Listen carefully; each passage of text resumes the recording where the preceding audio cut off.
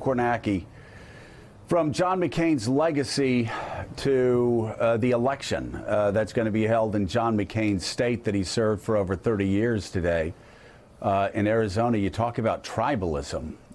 My goodness, it's on full display in Arizona today, especially with one candidate who mocked John McCain hours before his death, claiming that his statement was meant, his farewell statement was meant to undercut her chances. And then yesterday, using the word cancer in a statement. What's happening out in Arizona?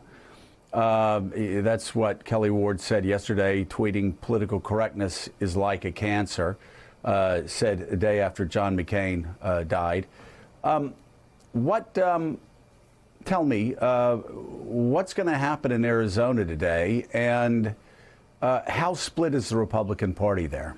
Yeah, well, I mean, this is a longer-term story, the split you're talking about in Arizona. Kelly Ward, whose tweet you just put up there, sort of trying to run this insurgent campaign out there in Arizona against Martha McSally. Martha McSally, Congresswoman, sort of the pick of the Republican establishment in Washington. They think she's really the only one who would give them a shot to hang on to the seat. This is Jeff Flake's seat. He is retiring. So McSally's been leading in the polls out there. You got Ward playing the insurgent role, and of course that goes back, as I say, a few years ago. Kelly Ward ran against John McCain in 2016. When McCain ran for re-election, Ward challenged him in the primary. She was just as vitriolic, just as controversial, inflammatory, provocative, whatever you want to say in her rhetoric back then towards John McCain. And she got nearly 40% of the vote in that primary. So there has been that sizable contingent there. The fear of Republicans is that maybe since Donald Trump's election in 2016, it had grown to the point where she could potentially win this primary. Of course, you've got another wild card in this primary. That's Joe Arpaio. Joe Arpaio sitting out there running. Nobody seems to think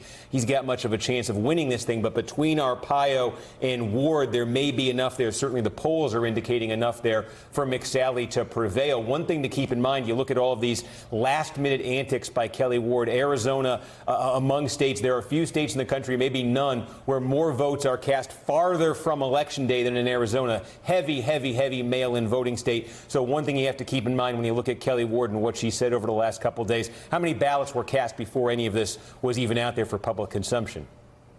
Well, Noah, you talk about political tribalism, and Steve's obviously releasing a book about political tribalism. It seems there obviously political tribalism in both the Democratic and the Republican Party, and each party is having its battle for the future of the party. I guess so. It's just so much more pronounced in the Republican Party right now because they're in power across the board, and because the battle is you're either for the president or you're against the president. And boy, that's quite a dividing line. Yeah, it is. So the president is on Twitter this morning. Essentially, if you can decode the tweets, because they are cryptic, but it suggests pretty clearly that the President of the United States believes that Google is censoring bad news about him. Now, if you're Kelly Ward and you think chemtrails are affecting how people think, and you are prone to make statements like political correctness is a cancer, this is your wheelhouse. You can navigate that terrain pretty effectively and even deftly.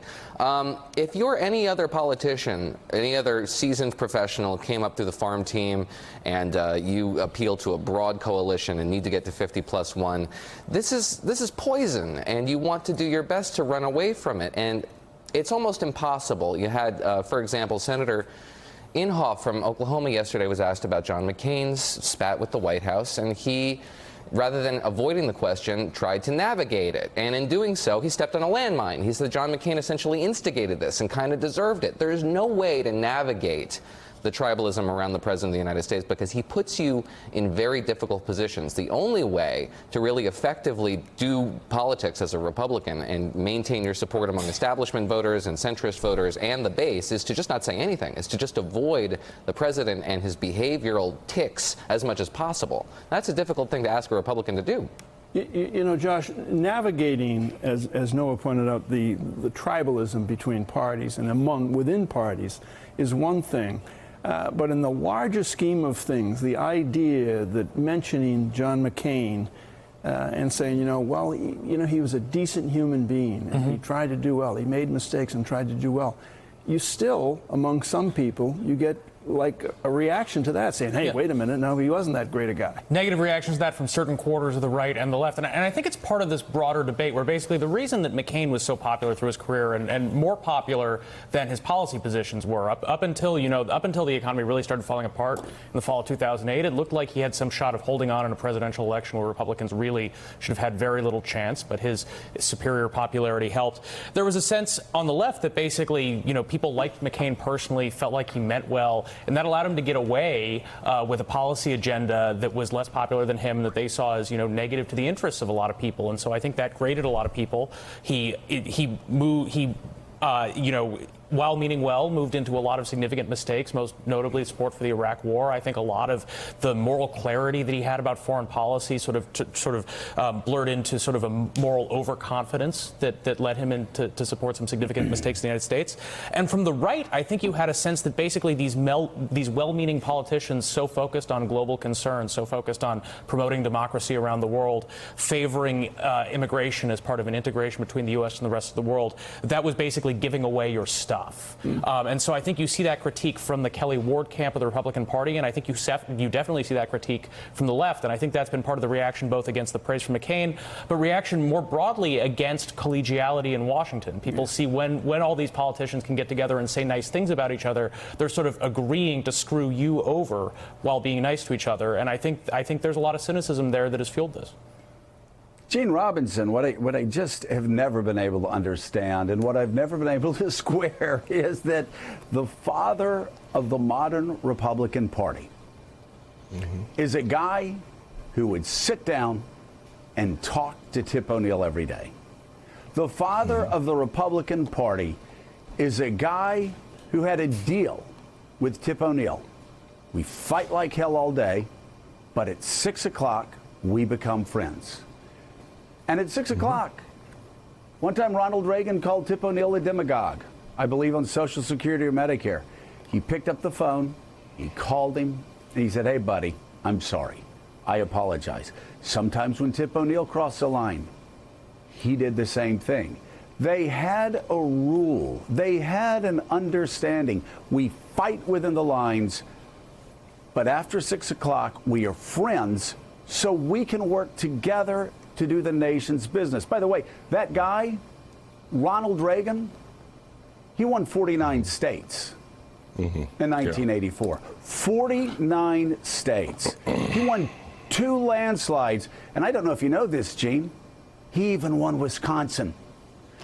And he did it by being a happy warrior and by embracing Tip O'Neill, by embracing the most liberal of liberal people while staying true to his own values. I don't understand why Ronald Reagan's Republican Party hasn't learned that lesson.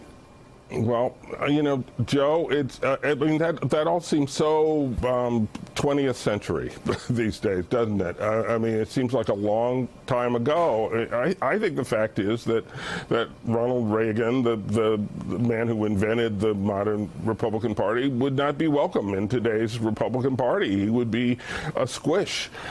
He would be, far too sort of friendly and amiable and willing to sit down and talk with the other and to compromise, to accept sort of less than the all of what you're asking for or demanding than the Republicans are today.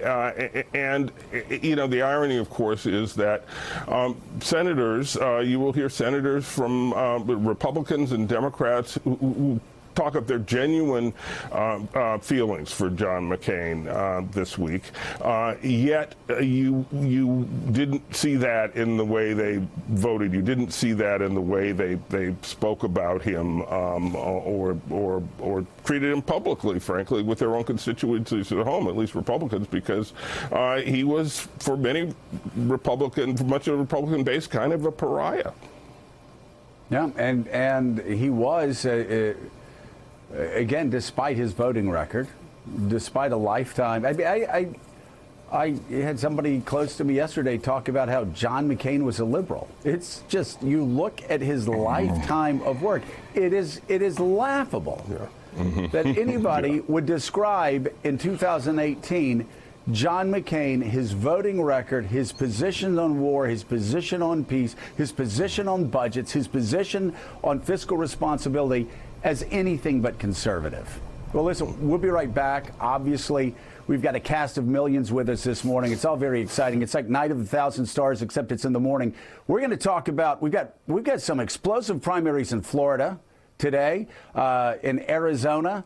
We've got a North Carolina decision. I don't know if you guys heard about this last night, but a North Carolina decision where a federal court has thrown out the congressional lines in North Carolina because of gerrymandering. They may have to redraw those lines in that district before the 2018 election, which would be more bad news for the Republican Party. We're going to talk about that and much more when Morning Joe returns. Thanks for checking out MSNBC on YouTube, and make sure you subscribe to stay up to date on the day's biggest stories. And you can click on any of the videos around us to watch more from Morning Joe and MSNBC. Thanks so much for watching.